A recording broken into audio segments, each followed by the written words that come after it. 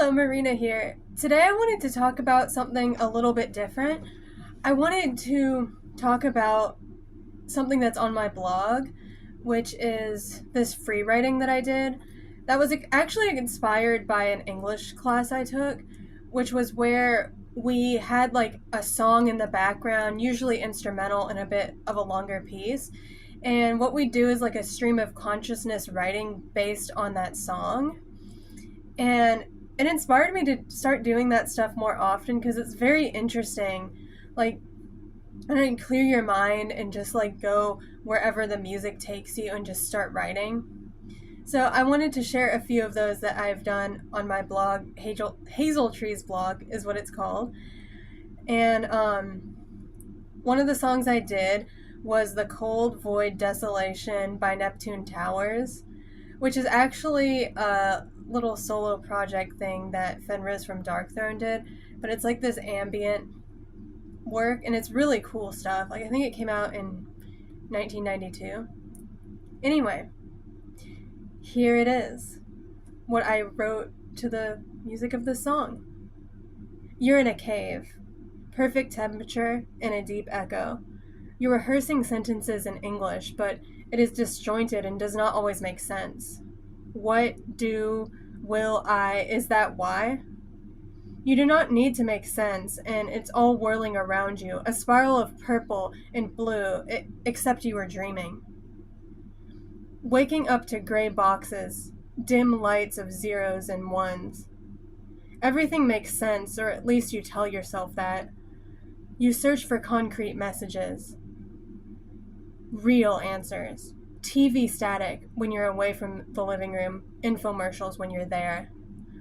Practical visions of a life you'd rather not lead, or a person that you may not be, except it's empty, like a concrete block reaching for the sky. Drifting back to sleep, the other reality, a real reality.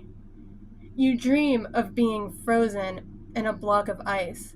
There's a slight hum as you are floating. You do not know where you're going, but it doesn't matter. Waking up means you have to make sense of a cruel world again. You have to worry if you filed the paperwork again. You have to polish the computer keys again. You have to sweep the wall again. You have to write zeros and ones again. Please keep your dreams alive. That's it. At the time of writing that, I was actually also in a computer science class, so there's that. So here's another free write, and I unfortunately forgot the song that this was to, but I actually did it in my English class. So here you go. There's an obsession with aesthetics, a fascination with living a beautiful life. What if you could watch yourself through a TV screen?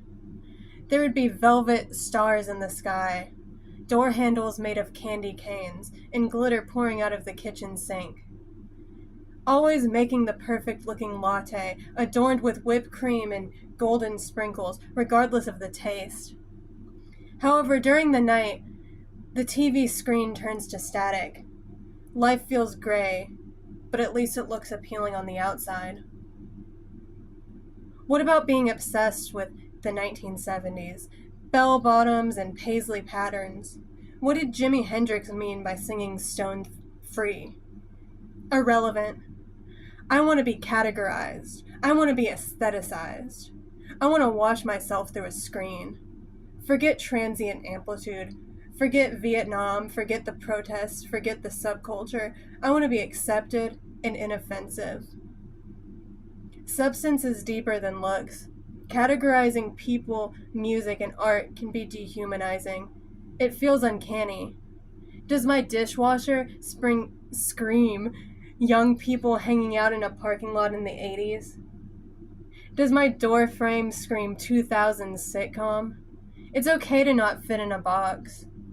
It is another way to get people in line, another way to ignore the outer limits of our reality.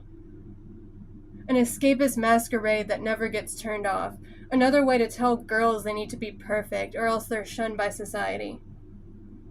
What if it was okay to be uncategorized, to be fluid, to have different ideas, to like multiple genres of music, film, and literature. But of course it's okay. It's normal. It's human. I don't want to be put in some box.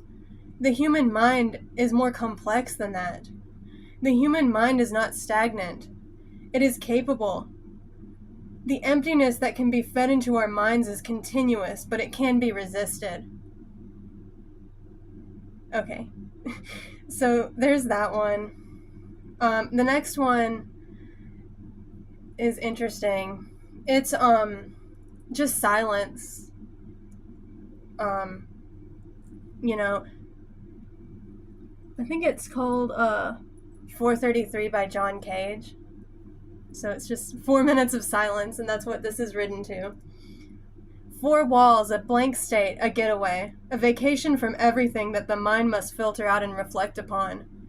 Or is this a moment of reflection? People, myself, we're always trying to find things to do, trying to find entertainment, trying to search for distraction. The silence can be eerie. It can feel like something creeping up behind you, something that was never there in the first place, or was it? Cars whiz by, and there's the slight mechanical ringing in the eardrum. There's a persisting surrounding atmosphere. It's always there regardless of distraction and escapism. A break can cause reflection. It can be a time to ask questions. Why do we need constant input? Why must we forget the world around us? Everything in the present moment surrounds us, and the mind is all rarely quiet as is. However, there is a constant need for images and sounds that simultaneously numb the mind and overload it. What is happening outside of the window? Perhaps there are shadows and memories and all of the strange things. Why ignore it? Why let it go? When I was a child, my grandpa sat on a bench outside.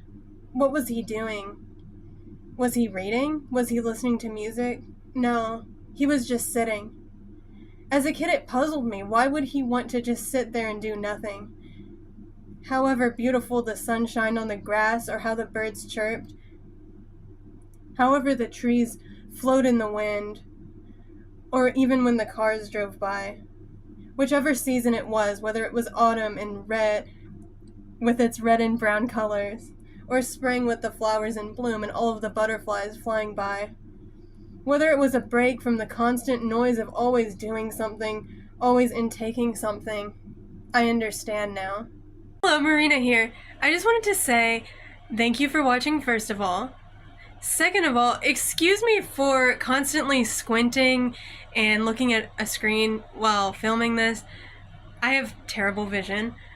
But I just wanted to say thank you for listening to my writing, and I hope to make a part 2, or maybe just make this a continuous thing. Thank you!